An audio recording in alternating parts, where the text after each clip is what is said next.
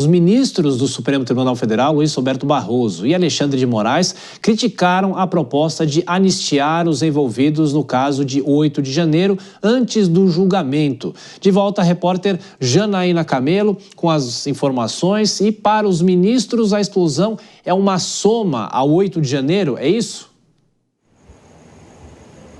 Pois é, Tiago, porque no entendimento dos ministros, o que aconteceu ontem não foi um fato isolado, mas uma consequência de discursos de ódio contra as instituições democráticas que tem acontecido nos últimos anos. Então, o ministro Barroso, no início da sessão, ele fez um discurso e ele disse assim que o que aconteceu se soma ao que vinha ocorrendo no país nos últimos anos, citou diversos casos aí de ataques antidemocráticos. Ele não citou nomes, mas ele fez referência ao caso envolvendo o ex-deputado Daniel Silveira, ao caso envolvendo a deputada Carla Zambelli e, obviamente, aos atos do 8 de janeiro. E aí ele disse o seguinte, que não se pode passar a mão no que aconteceu no 8 de janeiro para que isso não se torne exemplo e que não se pode naturalizar o absurdo e nem perdoar sem antes haver condenação. A gente vai ouvir o que ele disse.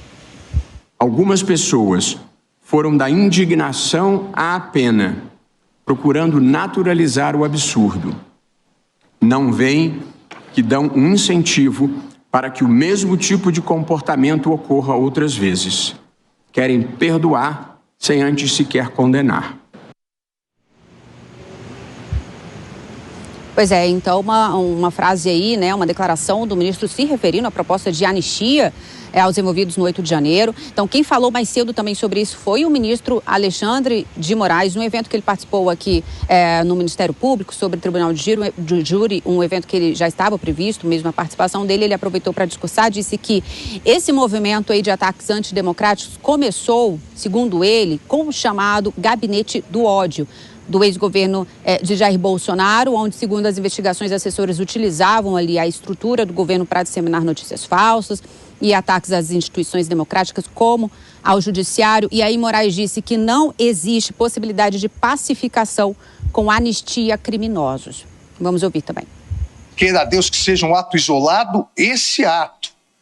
Mas, no contexto, é um contexto que se iniciou lá atrás, quando o gabinete do ódio, o famoso gabinete do ódio, começou a destilar discurso de ódio contra as instituições. Isso foi se avolumando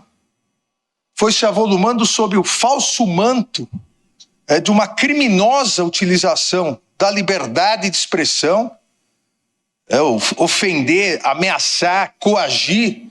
Em lugar do mundo, nenhum lugar do mundo, isso é liberdade de expressão, isso é crime.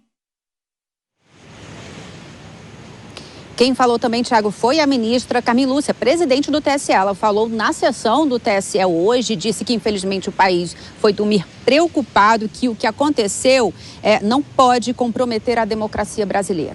Vamos ouvir também. O Brasil foi dormir preocupado. Nós, cidadãs e cidadãos brasileiros, acordamos ocupados em manter as nossas funções para a garantia de continuidade estável, segura e contínua das instituições democráticas. A nós, servidoras, especialmente da Justiça Constitucional e Eleitoral, compete dar continuidade às nossas funções para a preservação da necessária democracia brasileira, que não se abala diante de qualquer ato que possa eventualmente atentar ou buscar atentar contra pessoas, instituições ou funções democráticas.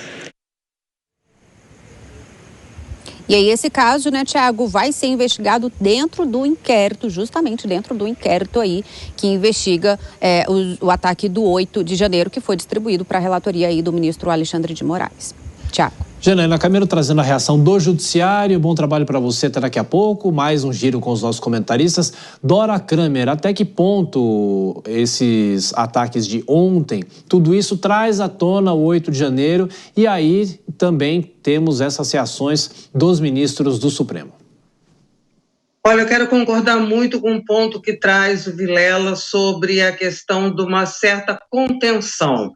É preciso, claro, a gravidade é grande, é preciso, sim, uma reação. Está tudo certo, mas é preciso também uma certa ponderação para que não se alimente ainda mais a pretexto, com a justificativa de se pregar a pacificação, de se condenar atos extremistas que todo mundo condena. É preciso também ter um certo cuidado para que essa reação não provoque, não alimente exatamente o que se procura combater, que é a radicalização, que são o embate de extremos, na base de extremos, sem que se consiga construir um mínimo de um ambiente civilizado de convivência política. Me lembrei agora da época da transição democrática, quando isso foi essencial para que aquele processo se desse de uma maneira razoavelmente tranquila, sem percalços. Então, só digo isso, né, que está ótimo, é preciso condenar, a condenação está tudo certo, mas às vezes um tom a mais pode resultar em algo que não se estava desejando, naquilo mesmo que se condena.